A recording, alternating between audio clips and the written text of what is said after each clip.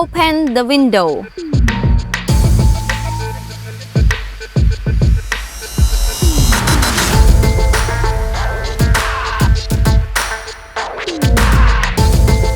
Click អារម្មណ៍និងងាយស្រួលជាមួយមុខងារបញ្ជាដោយប្រើសំឡេង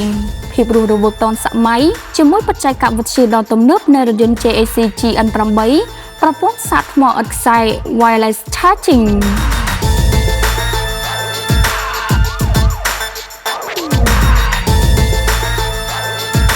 ភាពបត់បែនស្ងប់សុខជាមួយកៅអីម៉ាស្សាខ្នងមានខ្យល់ចេញចូលប្រៀបបានជាលំនៅឋានពោពេញទៅដោយភាពកក់ក្ដៅសុខស្រួល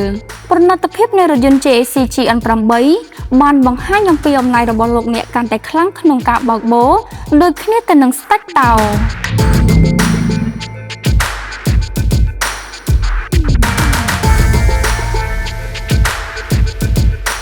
ភាពល្អឥតខ្ចោះនៃកញ្ចក់មើលក្រោយជាប្រភេទកាមេរ៉ាច្បាស់ល្អមើលបានឆ្ងាយបន្ថែមជាមួយនឹងកាមេរ៉ា360ដឺក្រេ